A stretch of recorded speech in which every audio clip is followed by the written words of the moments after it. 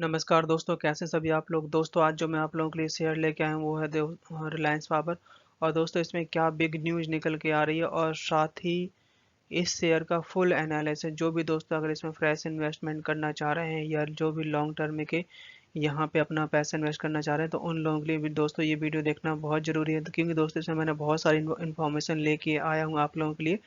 तो मेरी एक रिक्वेस्ट है आप लोगों से कि इसको वीडियो को आप शुरुआत से लास्ट तक देखिएगा, तभी आपको सारी इन्फॉर्मेशन मिल पाएगी। तो चलिए दोस्तों स्टार्ट करते हैं हम अपना वीडियो। दोस्तों अगर आप लोग मेरे YouTube चैनल में न्यू है तो प्लीज़ आप मेरे YouTube चैनल को सब्सक्राइब कर लीजिए, जिससे आगे कोई भी लेटेस्ट अपडेट होगा रिलायंस पावर से रिलेटेड तो मैं आपको टाइम टू टाइम अपडेट करवाता रहूँगा। तो please subscribe my YouTube channel. और दोस्तों आप देख सकते हैं कि आज के दिन ये करीबन 2% गिर के बंद हुआ है और सुबह दोस्तों यहाँ पे ये 7.25 अपर सर्किट लगा हुआ था इसमें और लो बनाया इसने 6.65। क्योंकि दोस्तों सुबह टाइम मार्केट ग्रीन ओपन हुई थी और उसी वजह से ये शेयर भी ऊपर गया। और जिस तरीके से आज मार्केट में वॉलेटिलिटी, जिस तरीके से अप और डाउन काफ़ी फ्लक्चुएशन था मार्केट में, उसी भी यहाँ पे इस शेयर में भी फ्लक्चुएशन देखने को मिला। तो यहाँ पे अगर हम बात करें दोस्तों तो यहाँ पे आप देख सकते हैं कि मैं इसमें आपको सारे फंडामेंटल समझाने वाला हूँ। बैलेंस शीट, न्यूज और चार्ट और क्या लॉन्ग टर्म के टारगेट होंगे और शॉर्ट टर्म में शेयर कहाँ पे मूवमेंट आती हुई दिख सकती है। तो दोस्तों यहाँ पे अगर हम बात करें VWAP, तो दोस्तों ये होता है आपका वॉल्यूम वेट एवरेज निकल के आता है। तो ये उनके लिए होता है जो कि ट्रेडिंग करते हैं। तो दोस्तों ये एक एवरेज वैल्यू निकाल के देता है अपर साइड और लोअर साइड का, जो भी मीन आता है वो ये निकाल के देता है वॉल्यूम एवरेज। और साथ ही दोस्तों इसकी फेस वैल्यू 10 रुपये है। और दोस्तों यहाँ पे TTMEPS ये दोस्तों बताता है कि कंपनी के पास कितनी लाइबिलिटीज हैं और नंबर ऑफ शेयर कितने हैं। तो उन दोनों को हम जब डिवाइड करते हैं, total liabilities divide by number of share, तो वो जो वैल्यू निकल के आती है वो दोस्तों EPS होती है। और ये दोस्तों वैल्यू अगर अच्छी हो किसी भी शेयर की तो आप जिससे आप अंदाज़ा लगा सकते हैं कि वो शेयर अच्छा है और उसकी बैलेंस शीट अच्छी है, वो कंपनी प्रॉफिट में है, इससे ही आपको पता चल जाएगा। और साथ ही दोस्तों बात करें यहाँ पुट वर्सेस कॉल की, तो दोस्तों यहाँ पे आप देख सकते हैं कि इस समय ये प्लस में है, तो यहाँ पे बाइंग हो रही है। और यहाँ पे अगर हम बात करें सेक्टर पी, तो सेक्टर पी दोस्तों आप देख सकते हैं 17 है। और बुक वैल्यू पर शेयर दोस्तों यहाँ पे 49 निकल के आ रहा है, जो कि पहले ये डाउन हो गया था। और बात करें यहाँ पे, अगर हम यहाँ पे वॉल्यूम की, दोस्तों आप देख सकते हैं 1,80,15,000 का यहाँ पे वॉल्यूम आया हुआ है। और 20 डेज की जो डिलीवरी आ रही है दोस्तों यहाँ पे 3,21,69,000 की यहाँ पे डिलीवरी है। और तो आप देख सकते हैं कि मार्केट कैप भी दोस्तों 1,907 करोड़ हो गया है। और दोस्तों यहाँ पे बुक वैल्यू पर शेयर जो कि है ये भी पहले 47 रुपये था, जो कि 49 हो गया। तो काफ़ी अच्छा है। तो चलते हैं दोस्तों इसका हम चार्ट को समझ लेते हैं। आप यहाँ देख सकते हैं कि अभी शेयर आपका 6.9 पे बंद हुआ है। और ये शेयर जैसे मैंने आपको बोला था कि इसकी अर्निंग दोस्तों जा चुके हैं, और अर्निंग के लिए भी मैंने आपको जो टारगेट दिए थे वो 7 रुपये तक के दिए थे, उससे ऊपर भी आपको देखने को मिले।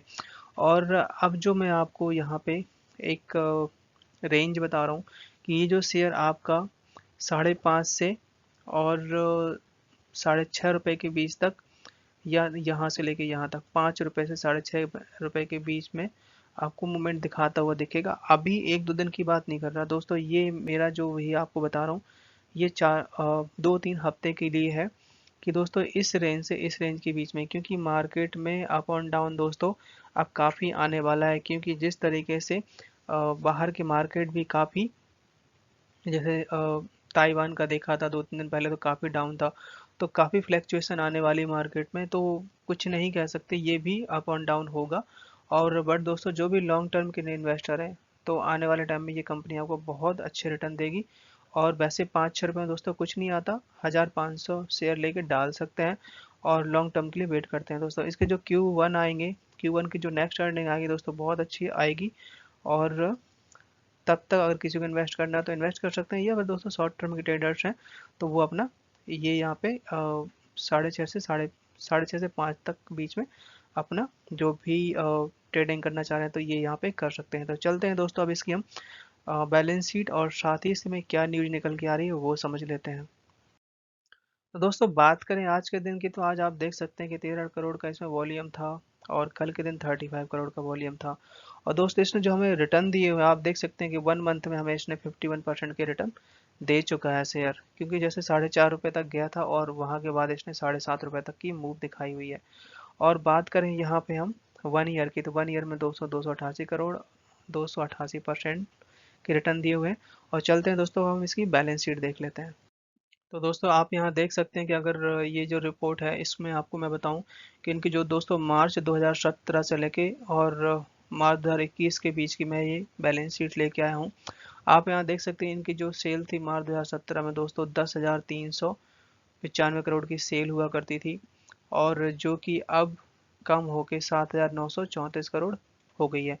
और दोस्तों इनकी जो अदर इनकम है, अदर इनकम 496 करोड़ थी जो कि अब 450 करोड़ रह गई है। और टोटल इनकम की बात करें, टोटल इनकम दोस्तों जो है 10,891 करोड़ थी जो कि अब 8,388 करोड़ हो गई है। और यहाँ पर टोटल एक्सपेंडिचर, टोटल एक्सपेंडिचर दोस्तों ये खर्चा होता है जो कि 6,623 करोड़ के खर्चे थे इस कंपनी के मार्च 2017 में, जो कि अब 5,334 करोड़ थे। यहाँ पे इन्होंने काफ़ी कॉस्ट कटिंग की हुई है। और साथ ही दोस्तों यहाँ पे ईबिट का मतलब ये होता है दोस्तों कि कंपनी के पास ये जो वैल्यू होता है प्रॉफिट विदाउट इंटरेस्ट और विदाउट टैक्स।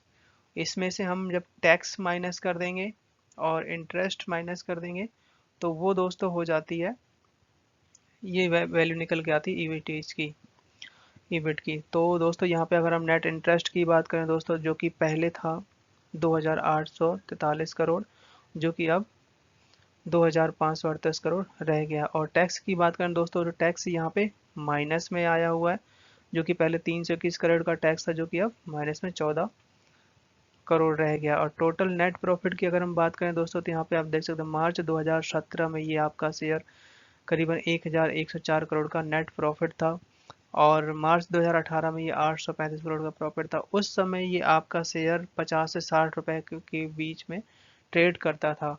बट दोस्तों यहाँ मार्च 2019 और 20 के बीच में ये शेयर काफ़ी डाउन गया है। मार्च 2019 में इसमें करीबन 2,913 करोड़ का लॉस आया हुआ, और मार्च 2020 में दोस्तों इसमें तो 4,255 करोड़ का लॉस आया हुआ है। तो यहाँ से अब फिर कंपनी इसमें प्रॉफिट दिखाते हुए दिखी है, जो कि 500-450 करोड़ के आसपास प्रॉफिट आया हुआ है। और चलते हैं दोस्तों इसके हम, इसमें कितना लोन बाकी है और कितने इसके एसेट हैं तो वो भी हम समझ लेते हैं दोस्तों, क्योंकि दोस्तों वो हमें समझना काफ़ी ज़रूरी है। तो यहाँ पे अगर हम बात करें कि शेयर कैपिटल की, तो शेयर कैपिटल दोस्तों इनका वही सेम है। शेयर कैपिटल दोस्तों वहाँ पे तब यूज किया जाता है जब कंपनी को कुछ पैसे की रिक्वायरमेंट होती है, फंड रेज करना होता है, तो ये इन्वेस्टर को शेयर सेल करके या तो वहाँ से ये फंड ऐड करते हैं। और साथ ही दोस्तों यहाँ पे जो रिवाइजल सरप्लस चार्ज है ये दोस्तों होता है जब कंपनी को कुछ डिविडेंड वगैरह देने होते हैं या कंपनी को कुछ पैसे की ज़रूरत होती है, तो वहाँ पे इन पैसों से यहाँ से यूज किया जाता है। और करंट लायबिलिटीज दोस्तों जो है, जो कि पहले थी 11,929 करोड़ की थी, जो कि अब 15,928 करोड़ दोस्तों यहाँ बढ़ गई है। और अदर लायबिलिटीज़ की बात करें दोस्तों तो ये कम हुई है, ये 22,607 करोड़ रह गई है, जो कि पहले 30,867 करोड़ थी। और टोटल लायबिलिटीज दो तो कम हुई है यहाँ पे, जो कि पहले 64,165 करोड़ थी, जो कि अब 50,781 करोड़ रह गई है। तो चलते हैं दोस्तों हम नेक्स्ट स्लाइड में। तो यहाँ पे आप देख सकते हैं इनके जो फिक्स एसेट्स हैं, मैंने आपको लायबिलिटीज बता दी, फिक्स एसेट्स हैं दोस्तों जो कि 42,239 करोड़ था 2017 में, जो कि अब 39,088 करोड़ का फिक्स एसेट्स दोस्तों रह गया है। और करेंट एसेट्स की हम बात करें जो कि 9,297 करोड़ था 2017 में, जो कि अब 5,722 करोड़ रह गया था। टोटल एसेट्स की अगर हम बात करें दोस्तों तो ये भी यहाँ पे कम हुआ है। और दोस्तों यहाँ पे कंटीजेंट कॉन्टीजेंट लायबिलिटीज, ये दोस्तों क्या होता है कि यहाँ पे जो ये लायबिलिटीज होती है ये बैलेंस शीट में ऐड नहीं होती, कहीं पे भी ऐड नहीं होती है। और यहाँ पे ये पैसा सेपरेट रखा जाता है कभी भी किसी भी इमरजेंसी के लिए। तो ये जो यहाँ पे अमाउंट है ये बैलेंस शीट में नहीं दिखता है। और दोस्तों यहाँ पे बात करें हम ऑपरेटिंग एक्टिविटी की, तो आप यहाँ देख सकते हैं कि मार्च 2017 में 4,705 करोड़ की ऑपरेटिंग एक्टिविटी थी, जो कि यहाँ पे दोस्तों ये अभी अपडेट नहीं दिखा रहा है क्योंकि ये अपडेट अभी नहीं हुआ है। और अब हम बात करें रेशो की और बात कर लेते हैं दोस्तों। रेशियो की बात कर लेते हैं दोस्तों। आप यहाँ देख सकते हैं कि पर शेयर रेशियो जो निकल के आ रहा है दोस्तों मार्च 2017 में ये 3.94 था, जो कि फिर मार्च 2018 में 2.97 हुआ। दोस्तों इससे पता चलता है, किसी भी आप शेयर को अगर आप देखते हैं तो इससे पता चलता है कि अगर कंपनी की हालत धीरे धीरे खराब हो रही है तो ये आपको कम होता हुआ दिखेगा।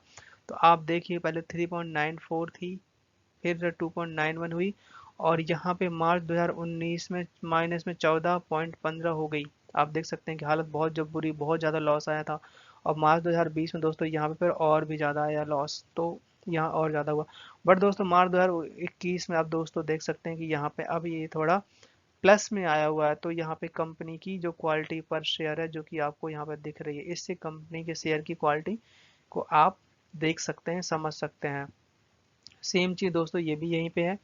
और यहाँ पे जो बुक वैल्यू है, बुक वैल्यू दोस्तों यहाँ पे क्या होती है कि जो टोटल लाइबिलिटीज होती हैं और अपने एसेट्स होते हैं, दोनों को जब माइनस करते हैं तो जो वैल्यू निकल के आती होती है वो होती है बुक वैल्यू। और दोस्तों यहाँ पे फेस वैल्यू दोस्तों यहाँ पे 10 रुपये बना के रखी हुई है।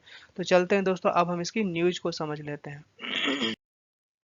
आप यहाँ देख सकते हैं, मान रहे हैं कि ये न्यूज पुरानी है, बट यहाँ पे the company is closely working with it leader towards achieving debits resolution plan. दोस्तों यहाँ पे ये अपना जो भी बैंकों के साथ लोन है उनको पेमेंट करने का और कंपनी को डेबिट फ्री बनाने का फुल प्रयास कर रहे हैं, जो कि आपको मैं बताने वाला हूँ कि किस किस बैंक के पास में रिलायंस पावर का कितना लोन है और टोटल लोन कितना है। तो यहाँ आप देख सकते हैं कि ये कंपनी ने ही जारी किया है, कंपनी ने ही बताया हुआ है। यहाँ पे बता रहे हैं कि name of the list entries Reliance power limited, और यहाँ पे डेट भी बताई हुई है, और यहाँ पे nature of obligation terms loan name of the lender. दोस्तों यस बैंक का नाम सबसे ऊपर है, लक्ष्मी विजया बैंक है, आईडीबीआई बैंक है और एक्सिस बैंक है। तो यहाँ पे डेट ऑफ डिफॉल्ट्स, यहाँ पे जो बैंक ने जो डिफॉल्ट किया था दोस्तों यहाँ पे 31 मार्च का दिखा रहा है 2020 का। और करंट डिफॉल्ट अमाउंट ब्रेकअप आप देख सकते हैं कि यहाँ पे प्रिंसिपल अमाउंट था जो कि 5,058 करोड़ का था, जो कि इंटरेस्ट बनता है दोस्तों 1 करोड़ का। ये है यस बैंक के लिए। और सेकंड नंबर पे जो है प्रिंसिपल 0.63 करोड़, जो कि ये था लक्ष्मी विजय बैंक का, और इनका जो इंटरेस्ट आ रहा है 1.19 करोड़। और तीसरा है दोस्तों आईडीबीआई बैंक, इनके 0.42 करोड़ है। और यहाँ पे अगर हम बात करें 4 नंबर एक्सिस बैंक की, तो यहाँ पे 4.46 करोड़ है इनका लोन। तो यहाँ पे detail of the obligation total principal amount in INR turnover interest securities. तो यहाँ पे जो ये बता रहे हैं कि इन्होंने ऑब्लिगेशन लगाया हो कि हमारे पास इतना ही है, आप ज़्यादा बता रहे हो बैंकों से। इनका कहना ये है कि यहाँ पे 63 करोड़ लिया था यस बैंक से, और इनका टर्नओवर था 1.5 साल का, और रेट ऑफ इंटरेस्ट लिया था दोस्तों यहाँ पे 11.62। और साथ ही यहाँ पे अब सेकंड नंबर पे आ रहा है कि इन्होंने 115 करोड़ लिया था आईडीबीआई बैंक से, जो कि 9 ईयर के लिए, और 13%। तो दोस्तों यहाँ पे आप देख सकते हैं कि फुल पूरी डिटेल दी हुई है। और यहाँ पे आप बता रहे हैं कि total amount of outstanding borrowing from bank financial institute, यहाँ पे 1,351 करोड़ का जो कि लोन है। और ये दोस्तों वो बताना चाह रहे हैं कि इंटरेस्ट रेट 6। तो यहाँ पे टोटल जो इनके पास है 1,351 करोड़ का लोन है। और दोस्तों अब इसको ये पेमेंट करने की पूरी प्लानिंग कर रहे हैं, और अगर जैसे ही ये पेमेंट आपको फिल होती हुई जाएगी, इंटरेस्ट देंगे ये लोग, तो धीरे धीरे कंपनी में और भी अच्छे शेयर में अच्छा मूवमेंट आएगा। तो दोस्तों अगर आपको मेरा वीडियो अच्छा लगा हो तो प्लीज़ एक लाइक एक सब्सक्राइब जरूर कर दीजिएगा, जिससे मेरे पास कोई भी अपडेट आएगा मैं आपको टाइम टाइम अपडेट करवाता रहूँगा। तो दोस्तों thank you watching my video, and मिलते हैं नेक्स्ट वीडियो में।